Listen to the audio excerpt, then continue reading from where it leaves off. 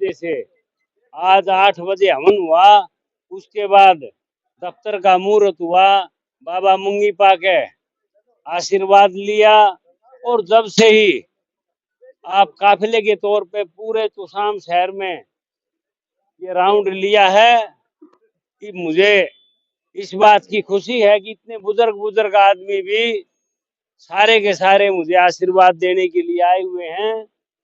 और उसके तहत आप देखते होंगे ऐसा कोई गांव नहीं बचा, इस सरवाड़ से लेके बिरान से लेके डाब ढाणी से लेके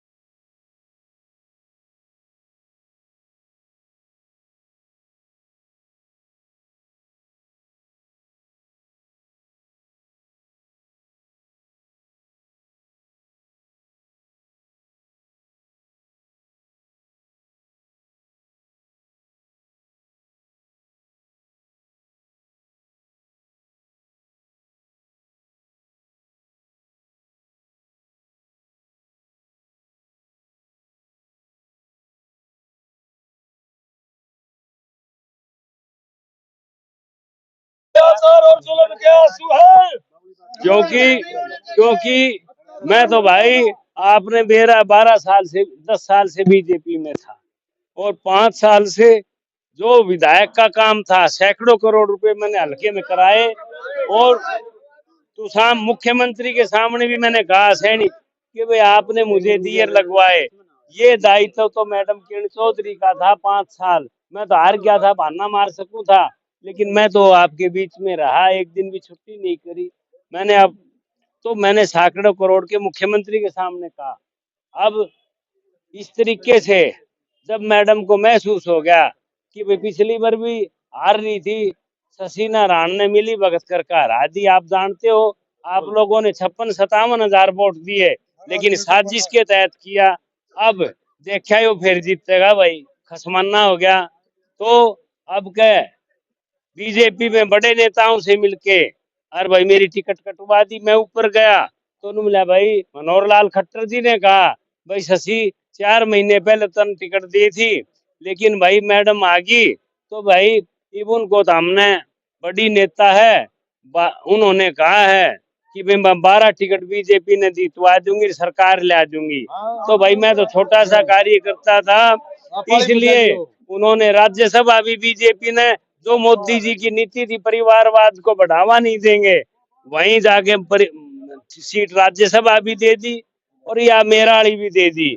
और मेरा को विधानसभा की तो बात मुझे मेरी बात नहीं है, एक किसी कार्यकर्ता को दे देते कोई रोड़ा नहीं था। लेकिन पैरासूट से आए हुए उम्मीदवार और जो मिली वक्त में काम करते हैं आपने देख लिया। मैंने एक बात का निचोड़ काट लिया इस तुसाम हल्के में, मिली भगत करके ये डम्मी कैंडिडेट लाते हैं और मिली भगत करके टिकट दुआ के जीत जाए, पुराना इतिहास है। इसलिए भाई मैं आभारी इसलिए हूँ, मेरा आंसू इसलिए आए हैं शशि परमार पर तो भाई ना तो झंडा ना डंडा ना निशान, लेकिन लेकिन आप लोग अपना अपना आशीर्वाद आशीर्वाद देने के लिए आए हैं, आशीर्वाद देने के लिए आए हैं। मैं आपका ऋण नहीं उतार सकता। आपको तो एक ही बात कह सकता हूँ कि भैया बहुत लंबे समय से हमें बंसीलाल जी हमारे सीएम रहे, बहुत काम किए हैं उन्होंने और उसके बाद बहुत काम किए हैं। अब और मैंने भी पिछली हारे ओढ़ ने भी सैकड़ों करोड़ की काम कराए। अब आपका आशीर्वाद मिले तो भाई हजारों करोड़ रुपए लगा के जो नई सरकार हरियाणा में आगे बनेगी, चाहे उसमें जो भी सरकार, भाई बीजेपी ने तो मैं सड़क पे ले ही दिया, जो भी हरियाणा में सरकार बनेगी उसके तो उसमें चाहे भाई जो सरकार बने, चाहे हुड्डा साहब बनाए और बनाए, मैं तो इंडिपेंडेंट हो गया।